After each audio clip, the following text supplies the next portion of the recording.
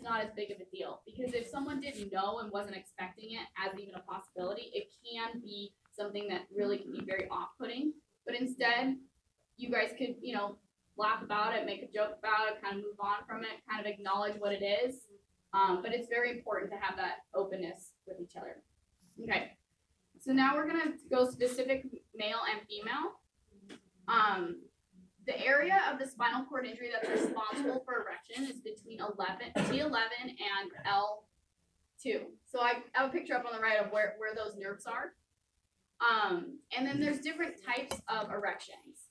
So psychogenic is what you would have if you're thinking about sexual thoughts, having an arousing experience, which would maybe the same kind of symptom or the same kind of arousals that you would have before may not result in erection afterwards, because those signals are not getting from your brain through your spinal cord to your T11 and L2, that nerve area.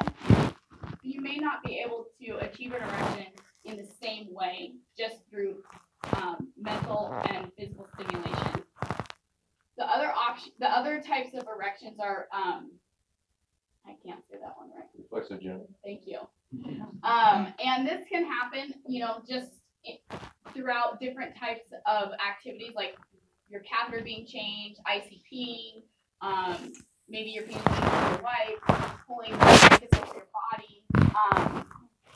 Sometimes when you lay down for the first time in the morning, or you're being positioned and your abs spasm, sometimes that can trigger an erection. So just pay close attention to what causes those erections, and they can be useful. Sometimes that experience can be a totally functional erection. It's just that it depends on how long it lasts. And I know that there's medications that you can use to maintain it. And it's just really important to kind of figure out your own body. And then spontaneous is kind of like when you wake up in the morning and you have an erection, like that can still happen now. It's just that your bladder's full we have a video here that talks about different ways to manage erectile dysfunction.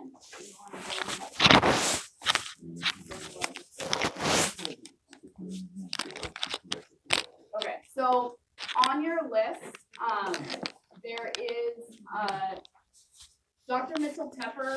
His website has 4 different videos that are really informational, and this is one of them. It goes through the variety of different options that how you can manage erectile dysfunction, and he has demonstrations of the types of whether that's medication, whether it's injection, whether it's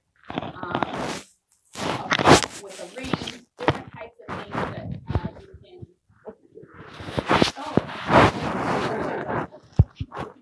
That's where we fit now. Right? Well, let's talk about that. Okay. Because all you guys came here to talk about sex. I got a people. Referring to your question about stroke versus sex, when I was in graduate school back in the 14th century, there was a study where they looked at a rat model where the rat had 2 levers they could press, and one of them gave them food pellets, and one of them gave them electric shock to actually get them stimulation and orgasms from it. And the entire bunch of rats starved to death. So they just hit the buzzer for to have orgasm. So did it carry over into humans?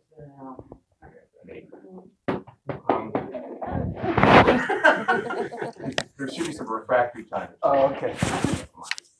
I want to talk about basically ways to make this happen, because I've not seen all the slides, so bear with me on that.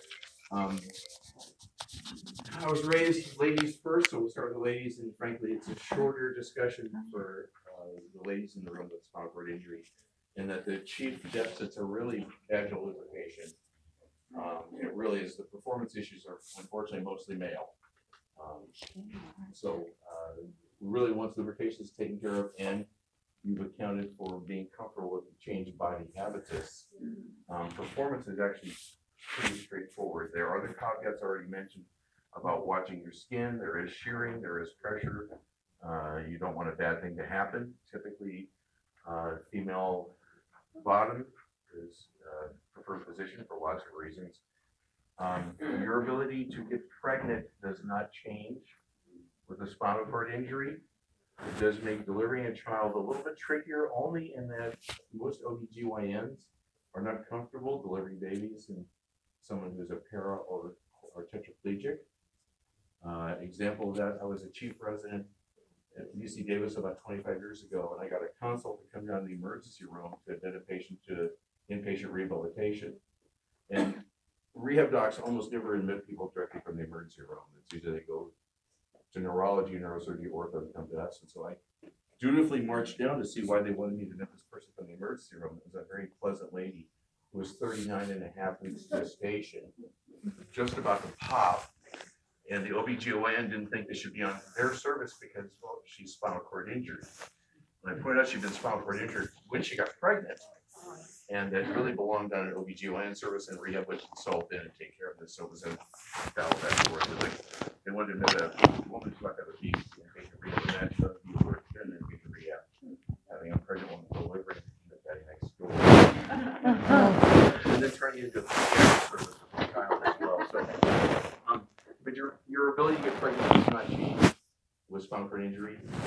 Your ability to pick up sexually related diseases doesn't change either. You're not protected from HIV and other STDs because you're spinal cord injured. So, ladies in the room, please, that's really all I have for you, but please absorb the rest of what we're going to talk about, because most of the changes affect men more dramatically than ladies. So let's talk about what your options might be. And there are, oh, sorry, hi. Hi, I have a question. Sure. So in talking about women and spinal injuries and delivery, do they normally go through normal delivery or cesarean? Typically cesarean. The big risk is AD. And also because most OBGYNs are, actually not mostly OBGYNs, most docs that are not rehab docs are very uncomfortable around spinal cord injury patients.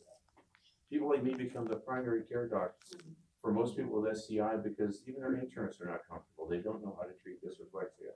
Neurogenic valves and bladders freak them out. So for an OBGYN, they tend to be C-section only mostly for comfort for the OBGYN. They can plan it, less surprises, schedule when it's going to happen. Ma'am, thank you, ma'am, done. Are they capable of vaginal delivery? Absolutely. Not dramatically different, it's a reflex. But if you ask me statistically what's going to happen, there's going to be C-section. Okay? Other questions before I move to the gents? Okay, gents, your options, as I see them, 5, assuming that this doesn't happen on its own. And for those of you who are currently my patients, we're going to have this chat in the future, but now you get it in public forum. So I was going to have it with you private when your parents aren't around, but now they can hear all this. So if you want to shoo them out, you can do that. Now's a good time to do that. So five methods to get assistance on this. The first one is oral medications, and there are 3 major players out there. Ironically, were not developed for this particular purpose. The 3 are Viagra, Cialis, and Levitra. Actually, they're all developed as blood pressure medications. What a nice side effect. They found that hey, if you get an erection with this, or maintain one. This is not the only time this happens in the pharmaceutical world. You might think that these are just cloistered scientists that are brilliant, working in a laboratory, and all the discoveries are what they intended. They're not. Everybody's heard of Rogaine, right? Rogaine came out just for hair growth. Rogaine hit the market my first week in medical school. It was and still is a medication for treatment of high blood pressure.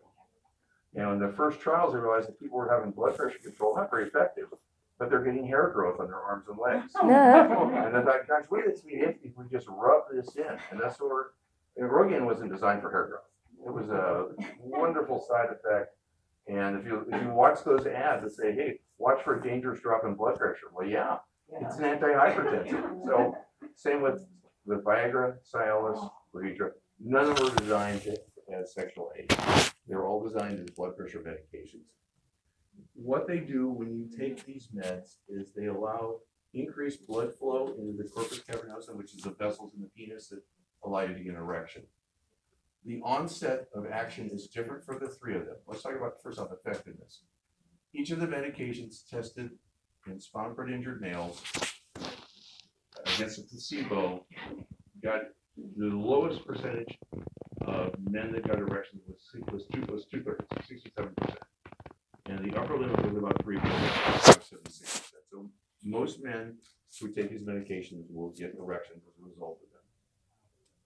The lead time varies between them. The quickest is Viagra, which is between 20 and 40 minutes typically. The slowest is Cialis, which is about an hour. Levitra somewhere in between there.